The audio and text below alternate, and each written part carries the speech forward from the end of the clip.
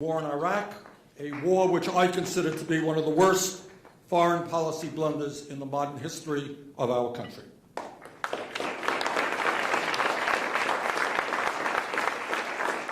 That war, and I speak as the former chairman of the Veterans Committee, who learned in my 2 years as chairman what the cost of war is.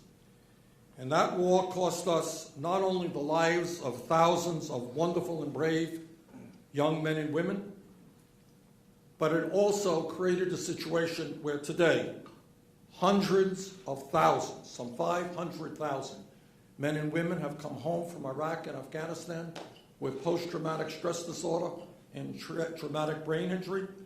They've come home with loss of arms and legs and their eyesight and their hearing. That is the cost of war. And before we get involved in another war, we should remember what war is really about.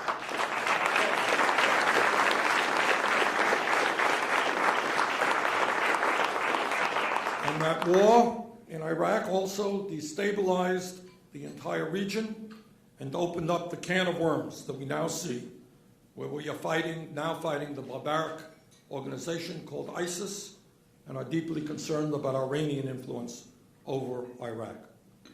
While a member of the House Financial Resources Committee, I was one of those who led the fight against the deregulation of Wall Street, an effort supported by both the Republican and Democratic leadership. In retrospect, I think it is fair to say that most people today do not believe that it was a great idea to end Glass-Steagall and to allow the greed, recklessness, and illegal activity on Wall Street to go unchecked.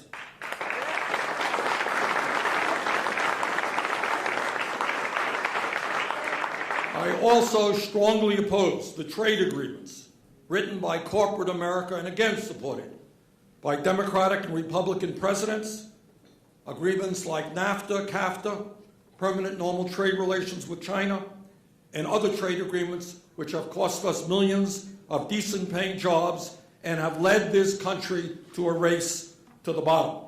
And needless to say, I strongly oppose the Trans-Pacific Partnership Trade Agreement.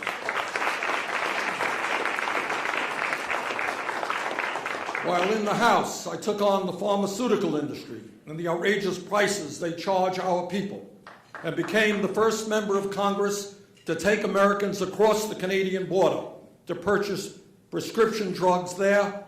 And I will never forget that trip where women struggling with breast cancer bought the medicine they need for 1/10 of the price in Montreal that they were paying in the United States. And my understanding is that today, hundreds of thousands of people, sadly, have to continue buying their medicine in Canada rather than in their local pharmacies. As the chairman of the Senate Veterans Committee, I worked hard in a bipartisan way to pass the most significant veterans legislation passed in many, many years. This legislation put over $15 billion into improving veterans' health care, into making certain that the people who put their lives on the line to defend us get the best quality health care possible and get it in a timely manner. And I have one of the wonderful honors that I have received in recent years is to have been the recipient of the highest awards from both the American Legion and the VFW, and I am very grateful to them for that acknowledgement.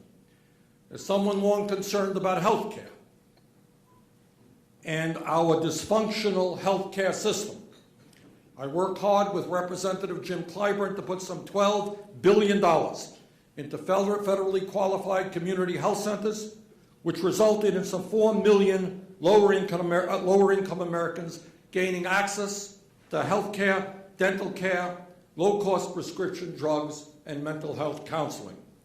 We also significantly expanded the National Health Service Corps to provide debt forgiveness for new primary care physicians. The President was very supportive of these efforts, and in my view, this program has been one of the success stories of the Affordable Care Act.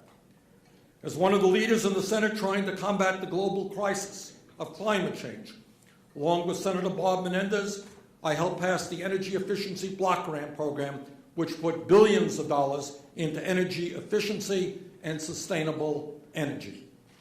Several years ago, working with several of my colleagues, I founded the Defending Social Security Caucus, and we were successful in beating back massive efforts to try to cut programs, cut Social Security and benefits for disabled veterans from some of the most powerful people in this country. And that's an effort I will continue to make. That is a very brief description of my life and my political history. Let me go to something more important, and that is the future of our country. And what I'm going to tell you now, I suspect not too many people who come up here will talk about. But as somebody who has been described as being too gruff, as a grumpy grandfather, as too abrupt, and as not one of the more cheerful guys on Capitol Hill, I have to live up to my reputation. So I will be gruff, I will be abrupt, and let you know what I think.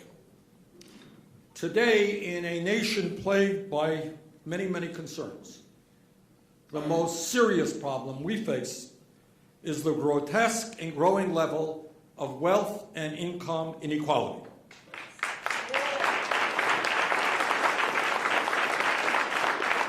This is a profound moral issue, it is a profound economic issue, and as a result of Citizens United, it is a profound political issue.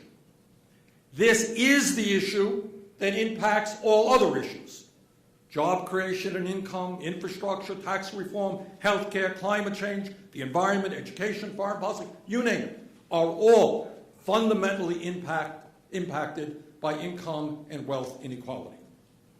And let me be very honest with you and tell you what very few elected officials will tell you. And that is that given the incredible power of the billionaire class over the economic life of this country, over politics, over media, I am absolutely convinced that the struggle for economic and social justice, the struggle for a strong middle class, the struggle for a vibrant democracy in which elections are not bought by the wealthy, will not be won in our lifetime unless an unprecedented grassroots movement is developed which is prepared to take on and defeat the power of the 1%.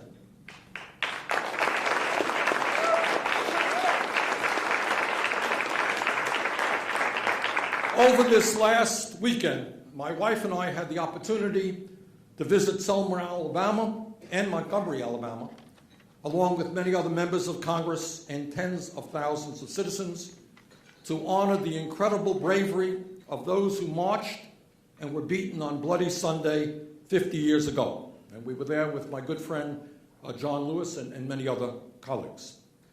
Standing outside of Martin Luther King's small and modest Dexter Avenue Church in Montgomery, I was reminded very forcefully that real change never takes place without struggle, without the active participation of millions of people who are prepared to stand up and fight for justice, of people who, in fact, are prepared to put their lives on the line in those struggles. The political battle of our time is not Republicans versus Democrats. It is not the political games inside the Beltway that preoccupy much of the media's attention. It is not the ugly 30-second TV ads that flood our airwaves. The political struggle of this moment in our history is a declining middle class of millions of people working longer hours for lower wages, if they are lucky enough to have jobs, against the power of a billionaire class whose greed has no end. It is the struggle of Americans, black, white, Hispanic, Asian, Native American, women and men, gay and straight, struggling for decent jobs and the income to adequately take care of their families, struggling for retirement security, struggling for a decent education for their kids, struggling for health care, struggling for dignity, against the greed and power of a few on top who apparently want it all. Economically, as many of you know, for the last 40 years, the great middle class of our country, once the envy of the entire world, has been in decline. Despite exploding technology, despite increased productivity, despite the global economy and the increase in trade, millions of Americans today are working longer hours for lower wages, and we have more people living in poverty today than at almost any time in the modern history of America. Today, real unemployment is not 5.5%. Real unemployment is 11% if you include those workers who have given up looking for work or are working part-time when they want to work full-time. Youth unemployment is over 17%, and African American youth unemployment is near 30%.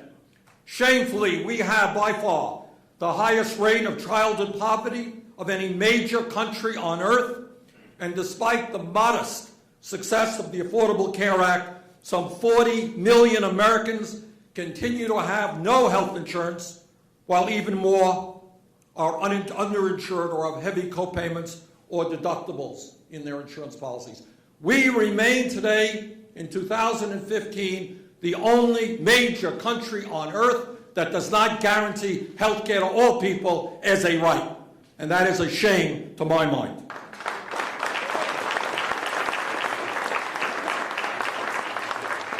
Now, there are a lot of angry people out there all across this country. Some of them are in the Occupy Wall Street movement, consider themselves progressives. Some are in the Tea Party movement and see themselves as conservatives. But let me give you a hint as to why we are angry and why they are angry. Since 1999, the typical middle-class family has seen its income go down by almost $5,000 after adjusted for inflation. The median male worker made $783 less last year than he did 42 years ago, despite an explosion of technology and productivity. Are we better off today than we were 6 years ago? When Bush left office, of course we are.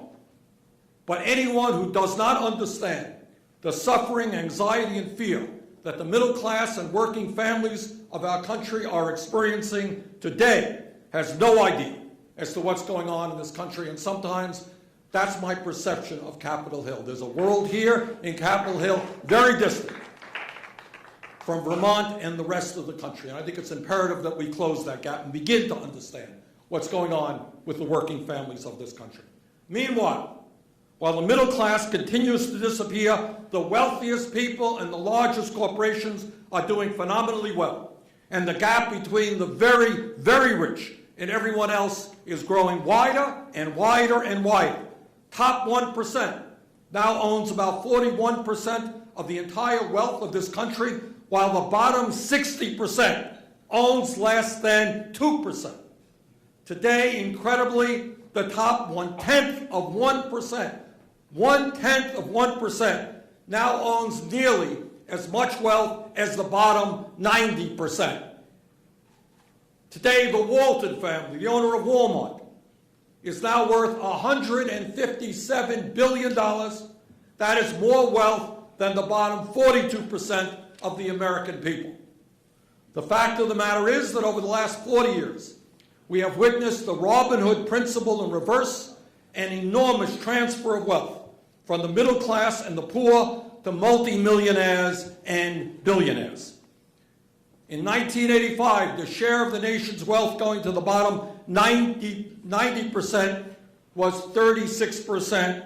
In 2013, it went down to just 22.8%. Listen to this.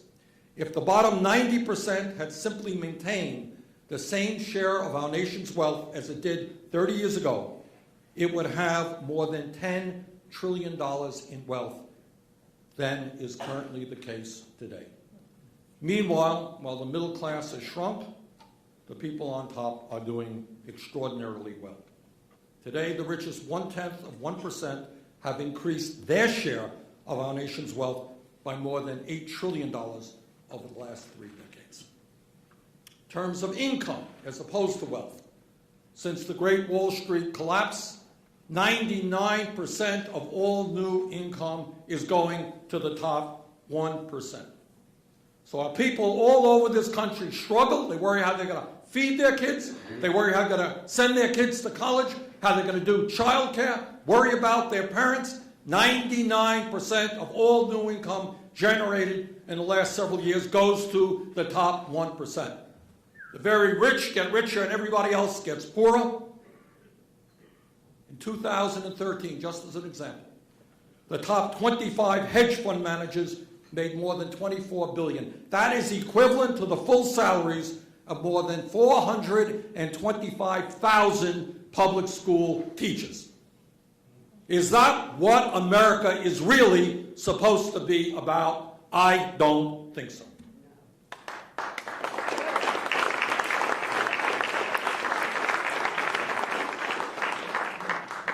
But income and wealth inequality is not just a moral issue, it is not just an economic issue. Maybe even more profoundly, it is a political issue. Because the people who have the money are not putting their money under their mattresses. They are investing heavily in the political process to make the rich even richer.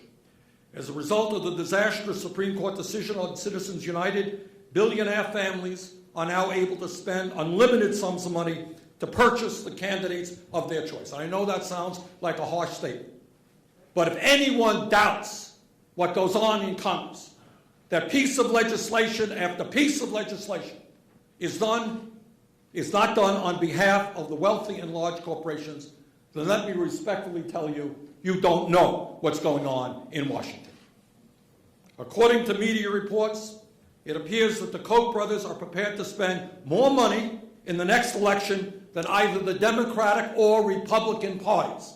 In other words, one family, the second wealthiest family in this country, worth approximately $100 billion, may well have a stronger political presence than either one of the major two parties. Here's from a recent article in Politico. The Koch brothers and their allies are pumping tens of millions of dollars into a data company that's developing detailed state-of-the-art profiles on 250 million Americans, giving the brothers' political operation all the earmarks of a national party. Further, the Koch network also has developed in-house expertise in polling, message testing, fact-checking, advertising, media buying, dial groups, and donor maintenance. Add mastery of election law or corporate-minded aggressiveness and years of patient experimentation, plus seemingly limitless cash, and the Koch operation actually exceeds the Republican National Committee's data operation in many important respects. And because they have an endless supply of money, they will only get stronger. Now, I want everyone in this room, and in fact those listening to this program, to step back and take a deep breath and tell me what you see.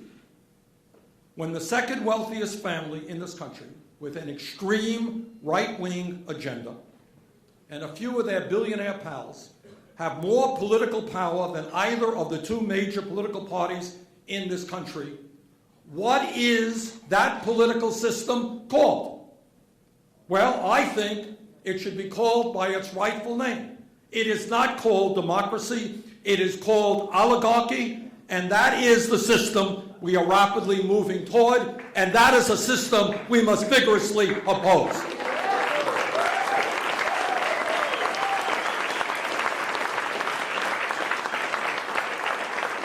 I probably have exceeded my time. I always get people a little bit nervous here. Let me very briefly, if I go on too long, yank me, that's all right. I've been yanked once or twice before.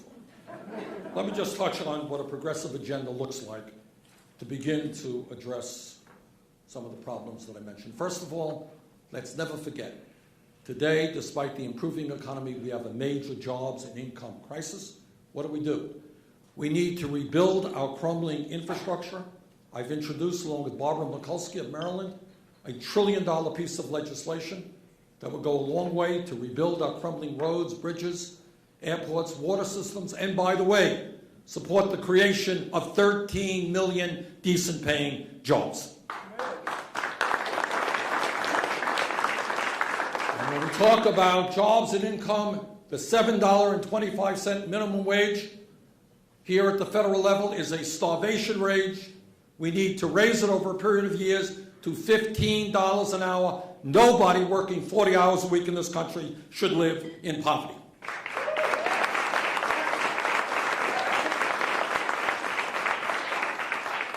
Further, despite what my Republican friends may think, climate change is real. Climate change is caused by human activity, and it's already causing devastating harm. We have got to transform our energy system away from fossil fuel to energy efficiency and sustainable energy. We have to pass pay equity for women workers. It is not acceptable that women are making 78 cents an hour compared to men. Fourth, if we're going to save the middle class of this country, we need to fundamentally transform our trade policies. They are not working. Corporate America is going to have to start investing in the United States, not in China. Fifthly, we got to learn from the rest of the world that investing in higher education is an asset. It is a positive step. It is a national disgrace that millions of our young people are graduating school deeply in debt, and many others cannot afford to go to college. That is not the way you create a great nation. Anyone who has the ability and desire should be able to get a college education, regardless of the income of the family. 6, you cannot regulate Wall Street. Wall Street is regulating the Congress.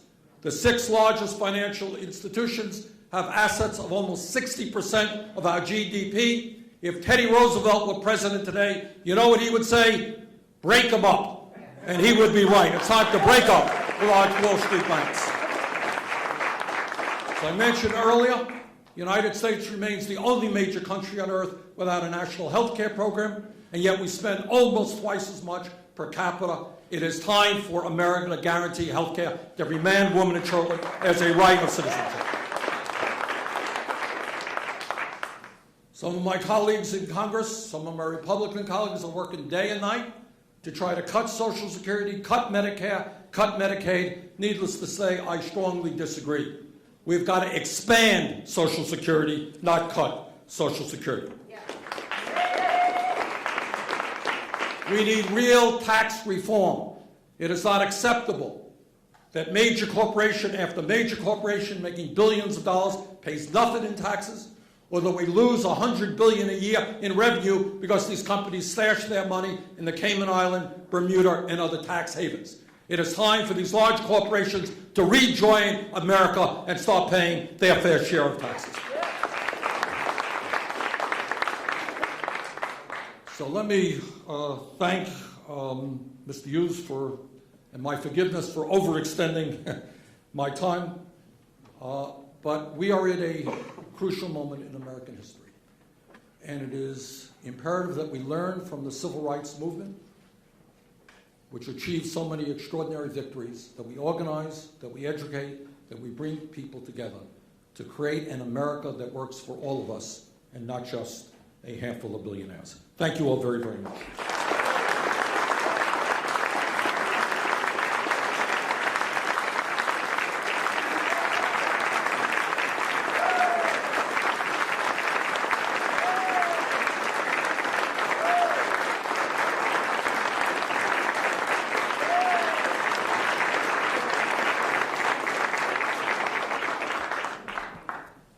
Senator, when will you declare your intentions for 2016, regardless of what they are?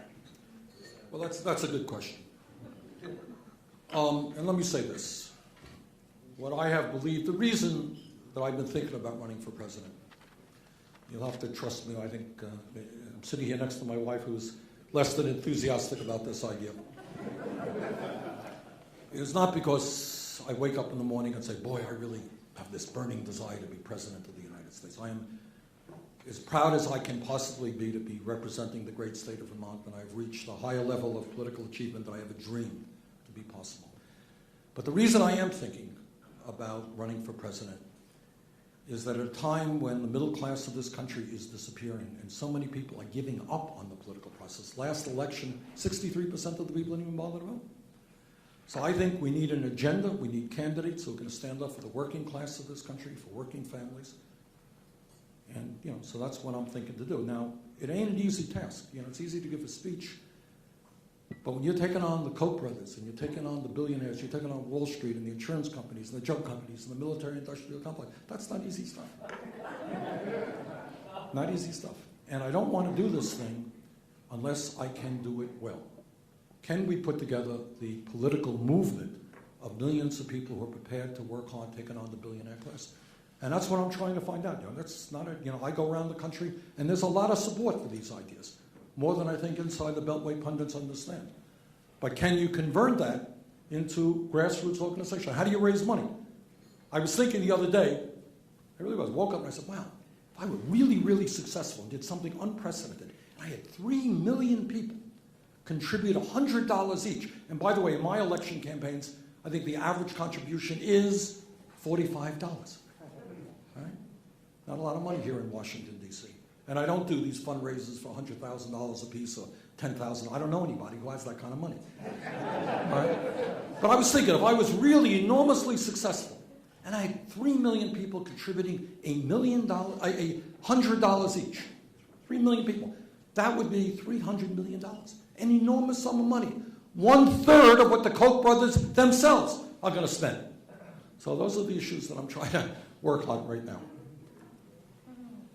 So you're an independent, you caucus with the Democrats. If you ran, would you run as a Democrat or would you run as an independent? Great question. It's also one place my mind. I'm getting bolder and bolder and grayer and grayer. So I'm trying to think through all these issues. Here's the story on that one.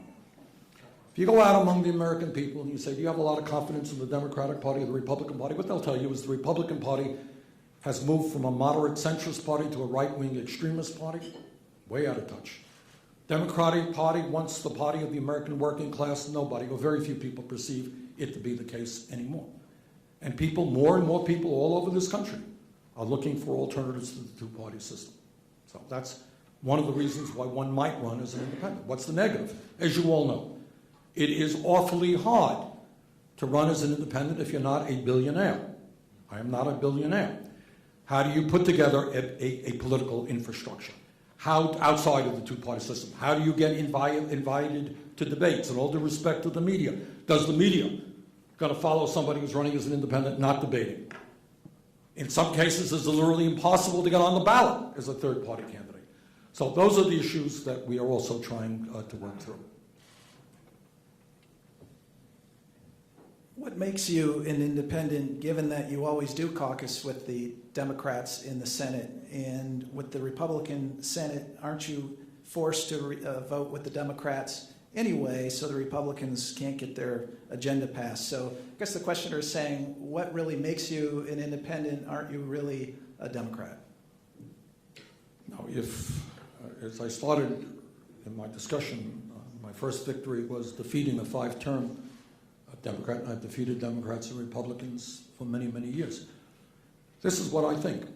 I think we have a political system right now, which I mentioned earlier. I think the Republican Party has become extremely right-wing. This is not the party of Dwight David Eisenhower, and there's no way, obviously, I would caucus with them.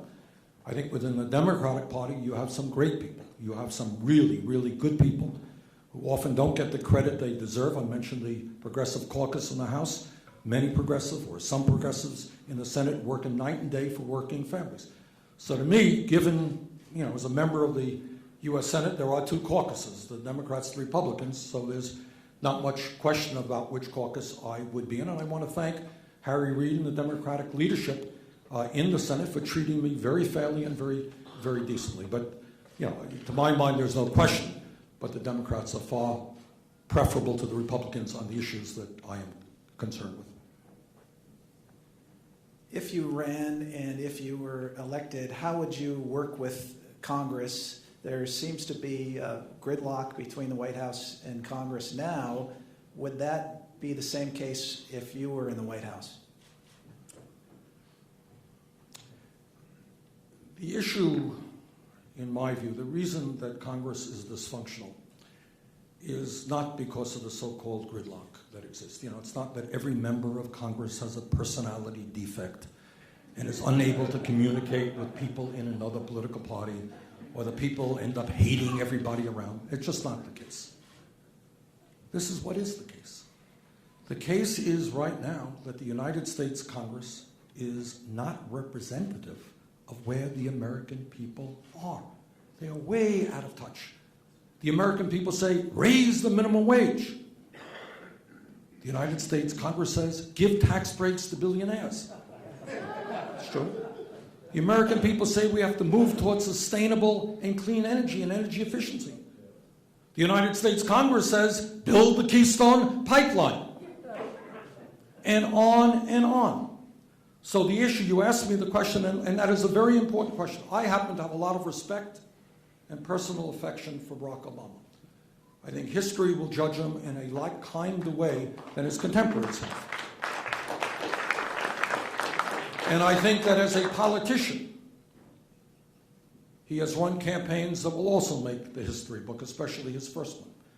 But if you were to ask me, and I think I've told him this, so I'm not telling you any secrets, what his major mistake has been is that he thought that after putting together this extraordinary grassroots movement of young people, minorities, working class people, putting together that coalition and getting elected to the presidency, and then he thought he could sit down with Republicans and negotiate all of these fine agreements. He was mistaken.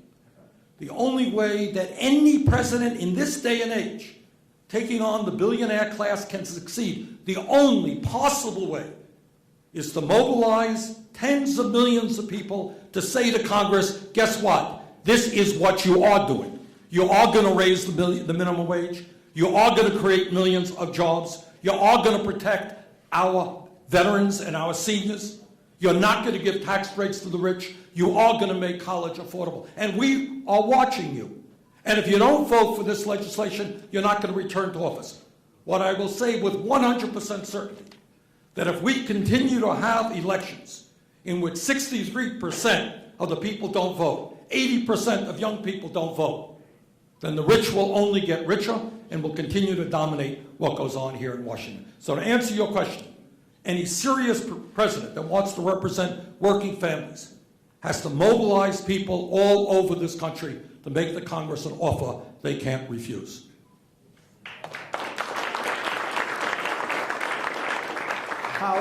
How will your decision on running for president be affected by what others do? For instance, Secretary Clinton, if she gets in the race, and depending on what she does or says, if she goes to Wall Street and comes out very strong against Wall Street, for instance, or if a Senator Warren or somebody like that got in, would that affect your decision?